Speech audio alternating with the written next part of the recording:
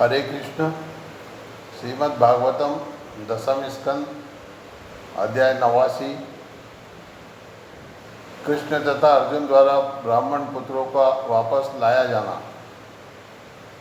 श्री सुखदेव गोस्वामी ने कहा, हे राजन, एक बार जब सरस्वती नदी के तट पर ऋषियों का समूह वैदिक यज्ञ कर रहा था तो उनके बीच यह वाद विवाद उठ खड़ा हुआ कि तीन मुख्य देवों में से सर्वश्रेष्ठ कौन है। हे राजन, इस प्रश्न का हल ढूंढने के इच्छुक ऋषियों ने ब्रह्मा के पुत्र भृगु को उत्तर खोजने के लिए भेजा। वे सर्वप्रथम अपने पिता ब्रह्मा के दरबार में गए, यह परीक्षा लेने के लिए कि ब्रह्मा जी कहाँ तक सतोगुण प्राप्त हैं। भृगु ने न तो उन्हें प्रणाम किया, न ही स्तुतियों द्वारा उनकी महिमा गान किया। अतः वे भृगु पर क्रुद्ध हो गए। यद्यपि उनके हृदय के भीतर अपने पुत्र के प्रति क्रोध उठ रहा था, तथापि ब्रह्मा जी ने अपनी बुद्धि के प्रयोग से उसे वैसे ही दबा लिया जिस तरह अग्नि जल से बुझ जाती है। तत्पश्चात भृगु कैलाश पर्वत पर गए। शिवजी उनका आलिंगन करने प्रसन्नतापूर्वक आगे बढ़े, किंतु भृगु ने यह कहते हुए उनके आलिंगन का त्याग कर दिया कि आप तो विपथगामी हैं। यह सुनकर शिवजी क्रुद्ध हो उठे। उन्होंने अपना त्रिशूल उठा लिया और भृगु को जान से मारने ही वाले थे कि देवी उनके चरणों पर गिर पड़ी और उन्होंने उन्हें शांत करने के लिए कुछ शब्द कहे। तब भृगु वैकुंठ गए, जहाँ भगवान जनार्दन निवास करते हैं।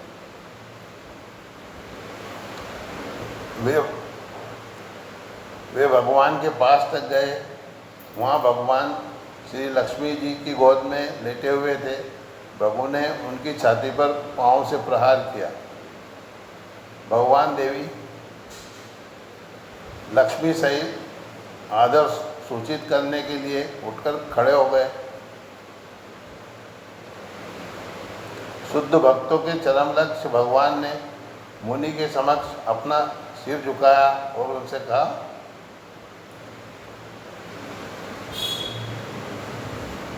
हे ब्राह्मण, आपका स्वागत है। आप इस आसन पर बैठें और कुछ क्षण विश्राम करें।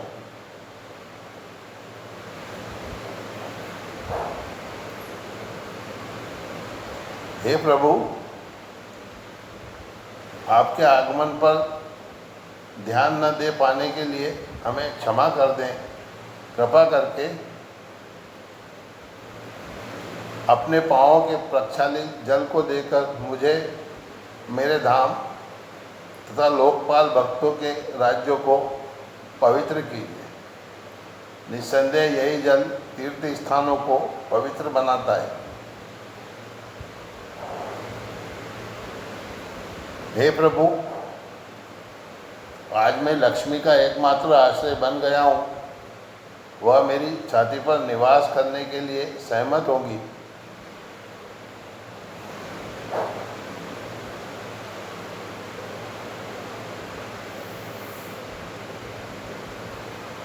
हरे कृष्ण। हे प्रभु, आज मैं लक्ष्मी का एकमात्र आश्रय बन गया हूँ। वह मेरी छाती पर निवास करने के लिए सहमत होंगी, क्योंकि आपके पाँव ने इसके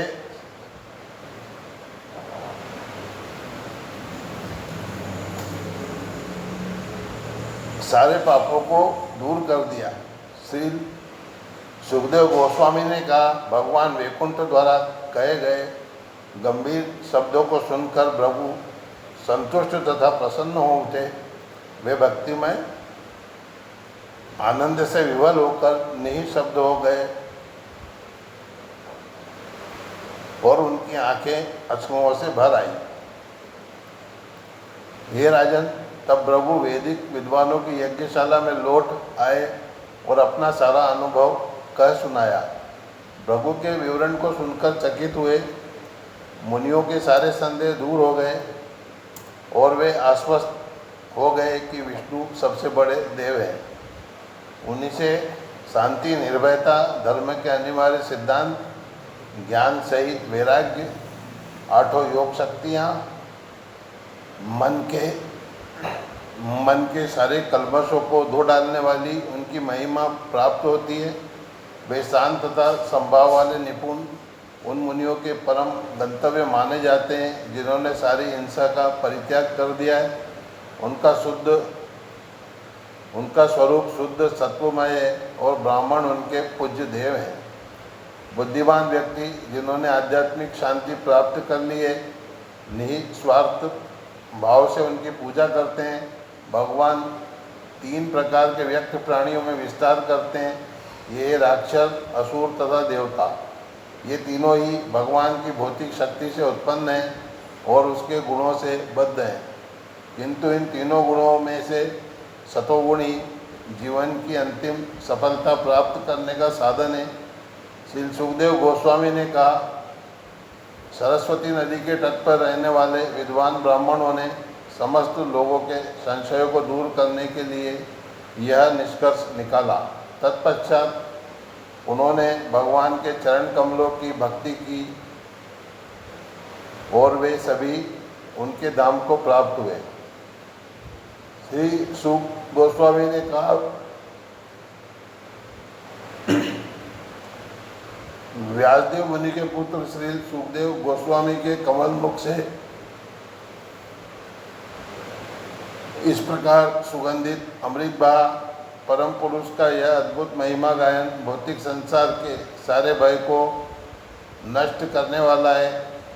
जो यात्री इस अमृत को अपने कान के छेदों से निरंतर पीता रहता है वह सांसारिक जीवन के मार्गों पर भ्रमण करने से उत्पन्न थकान को भूल जाएगा।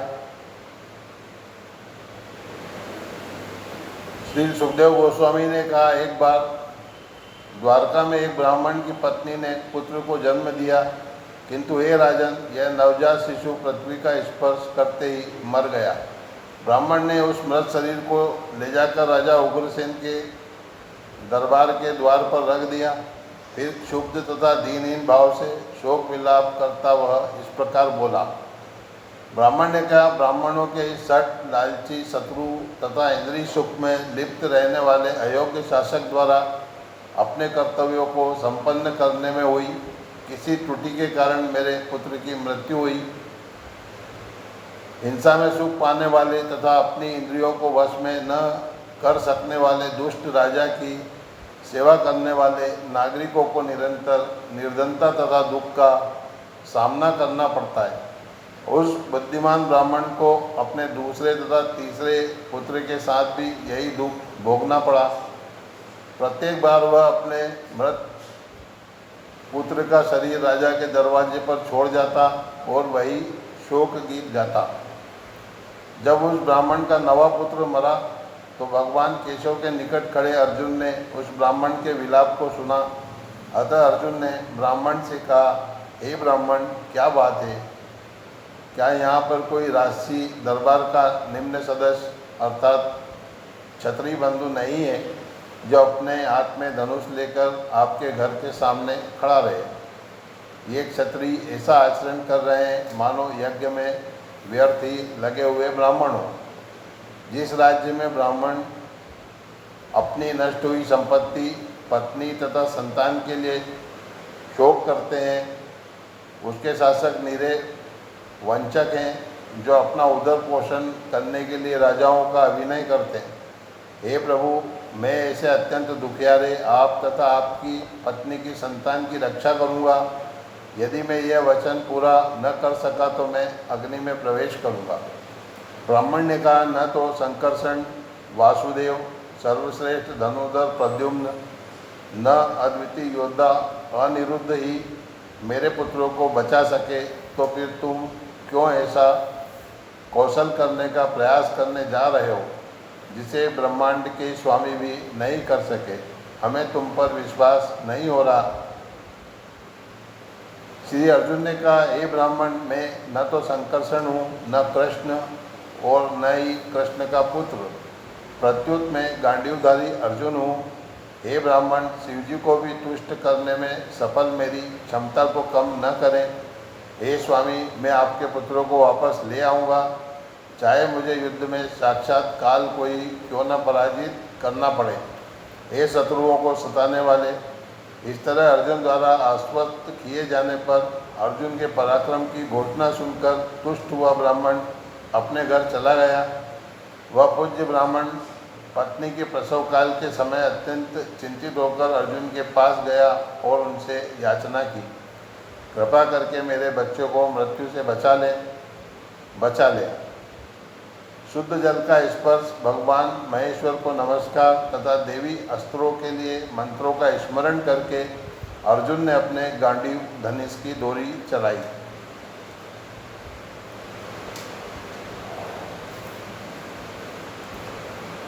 अर्जुन ने विविध प्रक्षेपास्त्रों से लगे बाणों द्वारा उस शौरी प्रसूति ग्रह को घेर दिया। उसने बाणों का एक सुरक्षात्मक पिंजरा बनाकर उस ग्रह को चारों ओर से आच्छादित कर दिया। ब्राह्मण की पत्नी ने बालक को जन्म दिया। वह नवजात शिशु कुछ समय तक तो रोता रहा, किंतु सहसा वह सशरीर आकाश में अदृश्य हो गया। तब उस ब्राह्मण ने कृष्ण की उपस्थिति में अर्जुन का उपहास किया, जरा देखो तो मैं कितना मूर्ख हूँ कि मैंने इस डींग मारने वाले नपुंसक पर विश्वास किया। जब न ही प्रद्युम्न, अनिरुद्ध, राम और न ही केशव किसी व्यक्ति को बचा सकते हैं, तो भला अन्य कौन उसकी रक्षा कर सकता है। इस झूठे अर्जुन को धिक्कार है, इस आत्म प्रशंसक के धनुष को धिक्कार है। अर्जुन यह सोचते हुए मोहग्रस्त हो चुका है कि वह ऐसे व्यक्ति को वापस ला सकता है जिसे विधाता ने उठा लिया है। जब वह बुद्धिमान ब्राह्मण अर्जुन को भला बुरा कहकर अपमानित कर रहा था, तो अर्जुन ने तुरंत ही संयमनीपुरी जाने के लिए, जहाँ यमराज का वास है, योग विद्या का प्रयोग किया। वहाँ ब्राह्मण पुत्र को न देखकर अर्जुन अग्नि, निरति, सोम, वायु तथा वरुण की पुरियों में गया। हाथ में हथियार तैयार रखे हुए उसने अधोलोक से लेकर स्वर्ग के ऊपर तक ब्रह्मांड के सारे प्रदेशों में खोज की। अंत में ब्राह्मण के पुत्र को कहीं भी न पाकर अर्जुन ने अपना वचन पूरा न करने के कारण पवित्र अग्नि में प्रवेश करने का निश्चय किया। किंतु जब वह ऐसा करने जा रहा था तो भगवान कृष्ण ने उसे रोक लिया और उससे निम्नलिखित शब्द कहे। भगवान कृष्ण ने कहा, मैं तुम्हें ब्राह्मण के पुत्र दिखलाऊंगा, अतः तुम स्वयं को इस प्रकार छोटा मत बनाओ। यही मनुष्य जो अभी हमारी आलोचना करते हैं, शीघ्र ही हमारी नीच कलुष कीर्ति को स्थापित करेंगे। अर्जुन से इस प्रकार कहकर भगवान ने अर्जुन को अपने देवी रथ में बैठाया और वे दोनों एक साथ पश्चिम दिशा की ओर रवाना हो गए। भगवान का रथ मध्यवर्ती ब्रह्मांड के 7 द्वीपों के ऊपर से गुजरा। तब उस रथ ने लोकालोक सीमा पार की और पूर्ण अंधकार के विशाल क्षेत्र में प्रवेश किया। उस अंधकार में रथ के सेव्य सुग्रीव, मेघपुष्प तथा बलाहक नामक घोड़े अपना मार्ग भटक गए। हे राजन, उन्हें इस अवस्था में देखकर योगेश्वरों के भी परम स्वामी भगवान कृष्ण ने रथ के आगे अपने सुदर्शन चक्र को भेज दिया। वह चक्र सैकड़ों सूर्य की तरह चमक रहा था। भगवान का सुदर्शन चक्र अपने प्रज्वलित तेज के साथ अंधकार में प्रविष्ट हुआ।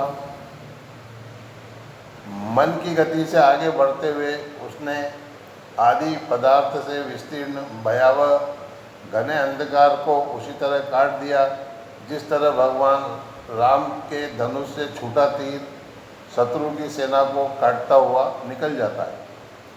सुदर्शन चक्र के पीछे जाता हुआ रथ अंधकार को पार कर सर्वव्यापी ब्रह्म ज्योति के अनंत आध्यात्मिक प्रकाश में जा पहुंचा। इस चमचमाते तेज को देखकर अर्जुन की आंखें दुखने लगी, अतः उसने आंख बंद कर ली। उस क्षेत्र से वे जल राशि में प्रविष्ट हुए जो शक्तिशाली वायु द्वारा मथी जा रही विशाल लहरों से तेज युक्त थी। उस समुद्र के भीतर अर्जुन ने एक अद्भुत महल देखा जो उसके द्वारा अभी तक देखी गई हर वस्तु से अधिक चमकीला था। इसका सौंदर्य चमकीली मणियों से जड़े हुए हजारों अलंकृत खंभों के कारण बढ़ गया था। उस स्थान पर विशाल विस्मयकारी अनंत शेष सर्प था, जो अपने हजारों फनों पर स्थित मणियों से निकलने वाले प्रकाश से चमचमा रहा था और फनों से दुगुनी भयावनी आँखों से परावर्तित हो रहा था। वह श्वेत कैलाश पर्वत की तरह लग रहा था और उसकी गर्दन तथा जीभ गहरे नीले रंग की थी। तत्पश्चात अर्जुन ने सर्वव्यापक तथा सर्वशक्तिमान भगवान महाविष्णु को सर्पशैया पर सुखपूर्वक बैठे देखा। उनका नीलवर्ण घने बादल के रंग का था। वे सुंदर पीतांबर पहने थे और उनका मुखमंडल मनोहर लग रहा था। उनकी चौड़ी आंखें अत्यंत आकर्षक थी। उनके 8 लंबे सुंदर बाजू थे। उनके बालों के घने गुच्छे मुकुट तथा कुंडलों को विभूषित करने वाले बहुमूल्य मणियों के गुच्छों से परावर्तित प्रकाश से नहाए हुए थे। वे कौस्तुभ मणि, श्रीवत्स चिन्ह तथा जंगली फूलों की माला धारण किए हुए थे। सर्वोच्च ईश्वर की सेवा में सुनंद तथा नंद जैसे निजी संगी उनका चक्र तथा अन्य हथियार साकार होकर उनकी संगिनी शक्तियाँ पुष्टि, श्री, कीर्ति, अजा एवं उनकी विविध योग शक्तियाँ थी। भगवान कृष्ण ने इस अनंत रूप में अपनी ही वंदना की और अर्जुन ने भी महाविष्णु के दर्शन से चकित होकर उन्हें नमस्कार किया। तत्पश्चात ये दोनों हाथ जोड़कर उनके समक्ष खड़े थे तो ब्रह्मांड के समस्त पालकों के परम स्वामी महाविष्णु मुस्काए और अत्यंत गंभीर वाणी में उनसे बोले। महाविष्णु ने कहा, मैं ब्राह्मण के पुत्रों को यहाँ ले आया था क्योंकि मैं आप दोनों के दर्शन करना चाह रहा था।